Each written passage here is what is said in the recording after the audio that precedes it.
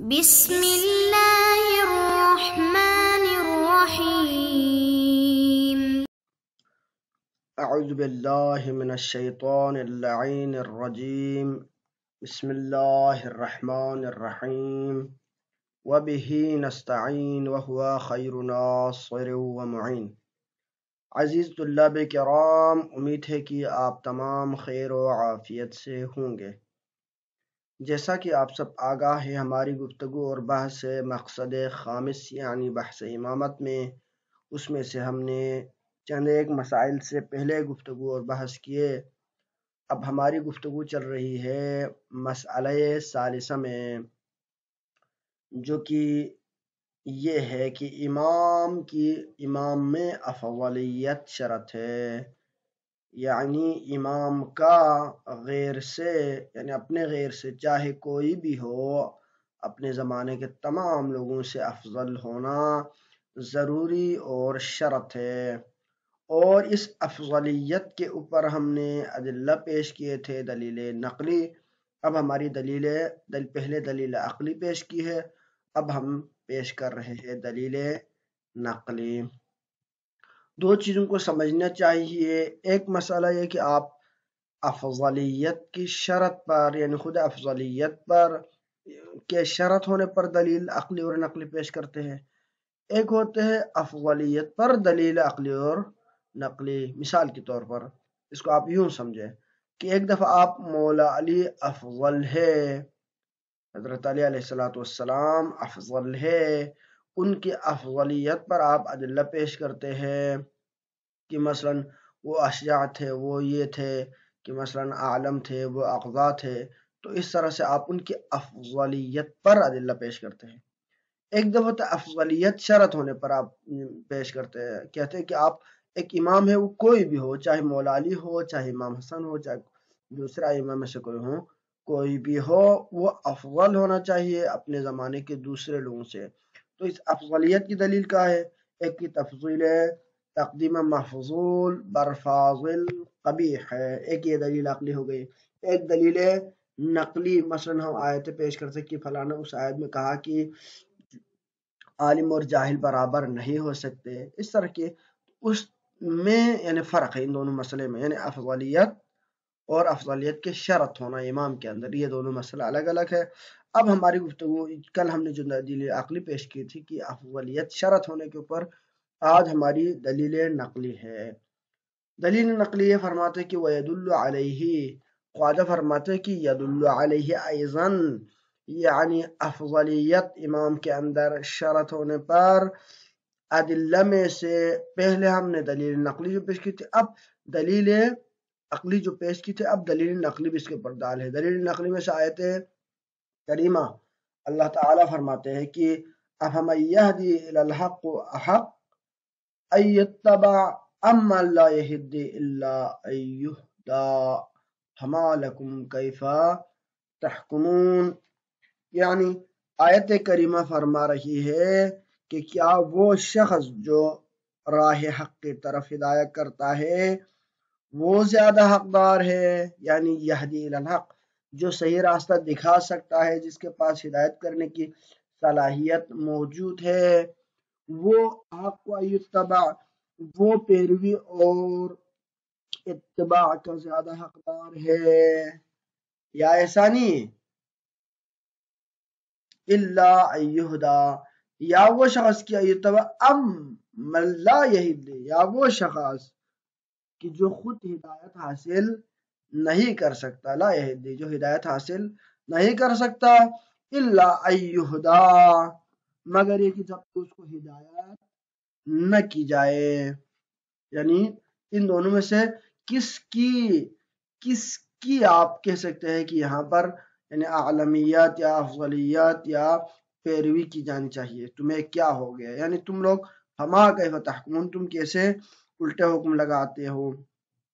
یعنی اس آیت کریمہ میں یہ نہیں فرما رہا کہ یہاں پر یہ ہے یعنی ہے کہ اللہ ہم سے پوچھ رہا ہو کہ فلانا کون سا بہتر ہے ان میں سے اور کون سا بہتر نہیں ہے، اس طرح سے سوال نہیں ہو رہا، بلکہ اس کو کہتے ہیں استفہام انکاری، کیا یہ ہے یا یہ ہے، یعنی بعد میں یہ جو فما لکم کیف تحکمون، تم کس طرح سے حکم دے رہے ہو، تم کس طرح کے الٹے فیصلے لگا رہے ہو کہ اس میں سے جو بندہ خود اپنی ہدایت پہ قابض نہیں ہے، خود اپنی ہدایت کو برقرار نہیں رکھ سکتے، اس کو تم لوگوں نے ہادی بنایا ہے۔ جو خود کہے ممبر پہ جا کے اگر مجھ سے کوئی غلطی ہو جائے تو تم لوگ اصلاح کرو، اس کا رہبر اور ہادی بننا یہ مشکل ہے، یہ قابل قبول نہیں ہے۔ کیونکہ ہدایت اور رہبری اس کی ہونی چاہیے جو ہدایت کرتا ہو، جو لوگوں کو راہ دکھاتا ہو، تو لہذا ہر کسی کا رہبر اور وہ ہونا صحیح نہیں ہے۔ یہاں پر استفہام انکاری کے ذریعے سے اللہ تعالیٰ یہاں پر منع فرما رہا ہے کہ یہ ممکن نہیں ہے کہ جس کو خود ہدایت کی ضرورت ہو آپ اس کو رہبر بنائیے، عقلی فیصلوں کے خلاف ہے۔ فما لکم کیف تحکمون، ایسا فیصلہ کرنا صحیح نہیں ہے۔ اسی طرح قرآن کی یہ جو دوسرا جو ہم نے نقل کیا تھا کہ فرمایا هل يستوي الذين يعلمون والذين لا يعلمون انما يتذكر اولو الالباب، آیا جاننے والا اور نہ جاننے والا برابر ہو سکتے ہیں؟ ہرگز نہیں، صاحبان عقل ہی ان باتوں کو سمجھ سکتے ہیں۔ یعنی اس آیت کریمہ میں بھی اللہ تعالیٰ نے استفہام انکاری کے ذریعے سے ہمیں روک دیا کہ اگر عالم اور جاہل کا مقابلہ ہو تو اس صورت میں تم عالم کو چھوڑ کر جاہل کی طرف نہیں جا سکتے، وہ کبھی امام نہیں بن سکتے۔ اور خود رسول نے فرمایا تھا کہ اعلمکم علی اقواکم علی خازن علم علی عیبت علم علی انا مدینۃ العلم وعلی بابها۔ تو یہ تمام روایت اس چیز کے اوپر دال ہے کہ مولا علی ہی وہ عظیم شخصیت تھی کہ جن کے اندر یہ تمام شرائط افضلیت موجود تھے، اور افضلیت شرط ہونے کے اوپر قرآن میں ادلہ موجود ہے۔ لہذا ان تمام چیزوں کا خلاصہ یہی ہے کہ افضل کون ہے صحابہ کرام میں سے، اور افضلیت کی بنا پر کس کو امام ہونا چاہیے یہ ہمیں دیکھ کر فیصلہ کرنا چاہیے۔ پھر آگے جا کے فرماتے ہیں کہ وَيَدْخُلْ تَحْتَ هَذَا الْحُكْمِ كَوْنُ الْإِمَامِ أَفْضَلَ فِي الْعِلْمِ وَالدِّينِ وَالْكَرَمِ وَالشُّجَاعَةِ وَجَمِيعِ الْفَضَائِلِ النَّفْسَانِيَّةِ وَالْبَدَنِيَّةِ، یہ بھی یعنی اس آیت میں جب کہا کہ افضل ہونا چاہیے، یعنی اس آیت کا جو مفہوم ہم نکالتے ہیں وہ یہ کہ افضل کے ہوتے ہوئے مفضول رہبر یعنی نہیں بن سکتا، اس کی اتباع نہیں کی جانی چاہیے۔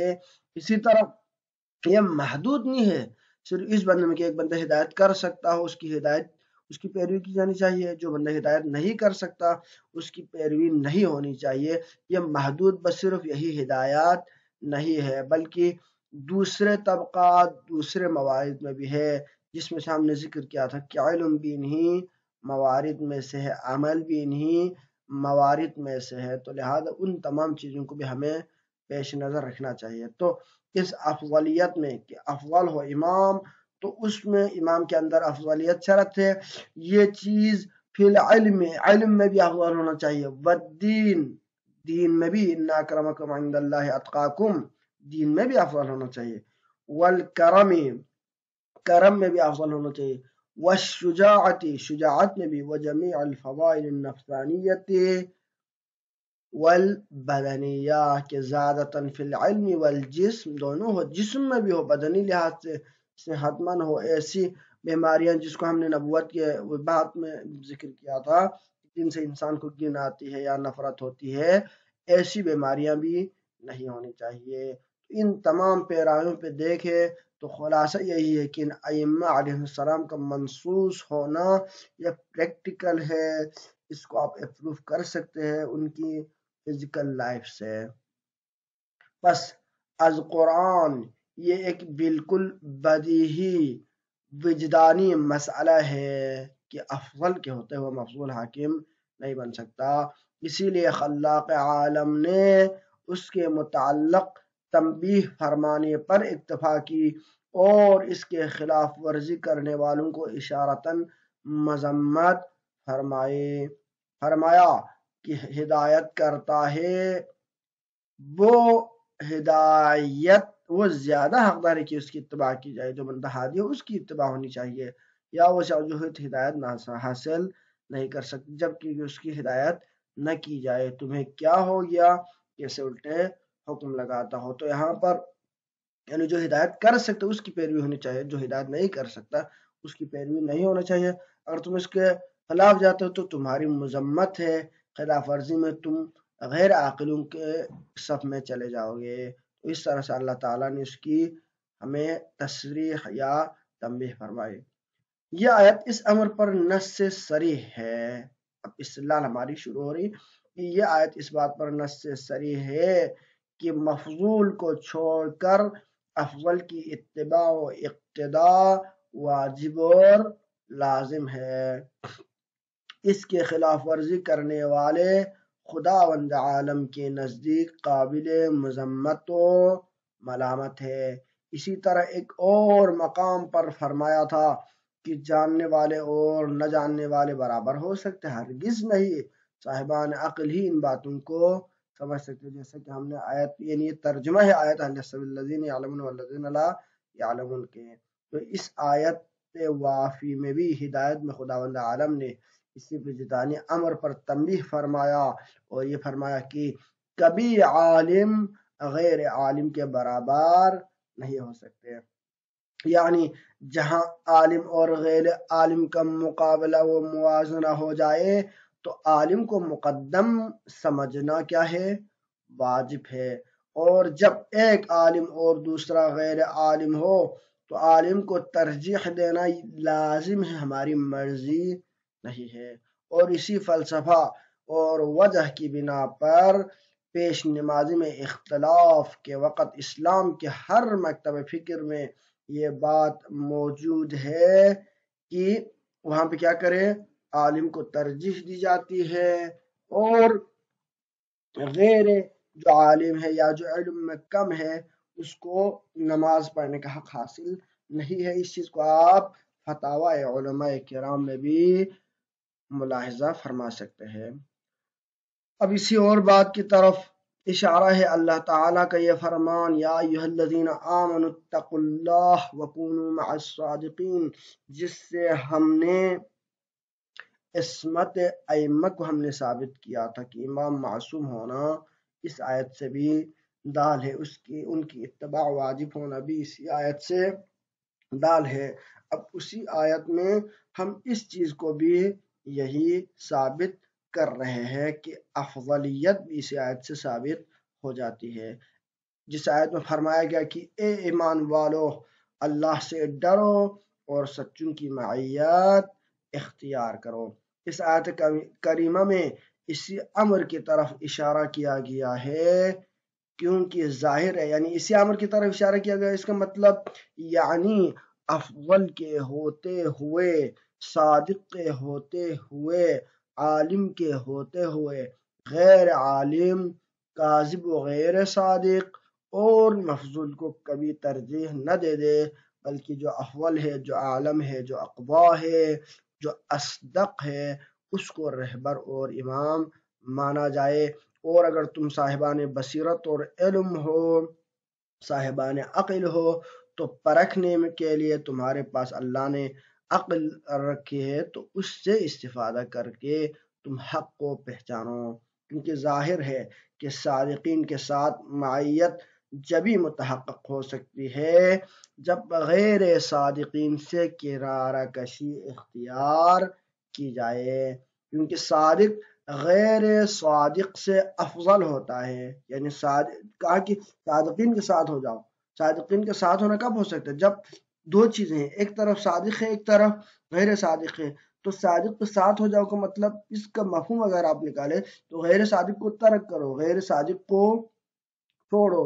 اب کیوں چھوڑو؟ کیونکہ صادق غیر صادق سے افضل ہوتا ہے، لہذا افضلیت یہاں پر کیا ہے؟ مخفی ہے۔ لہذا خداوند عالم نے غیر افضل کو چھوڑ کر افضل کے ساتھ تعاون اور تمسک کرنے کو واجب قرار دیا، فعل امر کے ذریعے سے، کونو ہو جاؤ مع الصادقین، صادقین کا فعل امر اور اس کے وجوب پر دلالت ہے۔ اس قصہ آدم و ملائکہ اور بادشاہی طالوت کا واقعہ بھی اسی سلسلے میں نہایت روشن دلیلیں ہیں کہ حضرت آدم کو جو افضلیت دی گئی، حضرت آدم سے فرمایا گیا کہ ان کو سجدہ کرو، کیونکہ یہ وہ چیزیں جانتے جو تم نہیں جانتے۔ بادشاہ طالوت کے واقعے میں اگر آپ دیکھیں، آدم و ملائکہ کے واقعے کو دیکھو، اس کے علاوہ بہت ساری قرآن میں ادلہ اور واقعات اور روشنیاں ہیں کہ جہاں پر افضل کو مقدم کیا گیا ہے، جو باصلاحیت ہے اس کا منتخب کیا گیا ہے، بے صلاحیت اور غیر افضل یعنی مفضول کو کبھی مقدم نہیں کیا گیا۔ لہذا اگر آج کے دور میں آ کر مسلمان یہ فیصلہ کرتا ہے کہ افضلیت شرط نہیں ہے تو یہ سیرت قدما اور انبیاء اور صالحین اور عقلاء کے فیصلے کے خلاف ہے۔ لہذا یہ فیصلہ کبھی نہیں توڑا، نہ صرف ان کے بلکہ خود نصوص قرآنی کے بھی خلاف ہے۔ لہذا افضلیت شرط امام کے اندر، اور اسی کو مکتب تشیع کے پیروکار شیعیان حضرت علی حیدر کرار انہی چیزوں کو رکھتے ہوئے پیغمبر کے صحابی میں سے جو سب سے افضل ہے، جس کی فضیلت، جس کی عالمیت، افضلیت، اقویت، ان تمام اشجعیت، ان تمام کو فرامین پیغمبر اکرم سے ثابت کرتے ہوئے انہی صحابہ میں سے جو افضل ہے اس کو خلیفہ مانتے ہیں۔ وصلی اللہ علی سیدنا محمد وآلہ الطیبین الطاہرین، اللہم صلی علی محمد وآل محمد وعجل فرجهم۔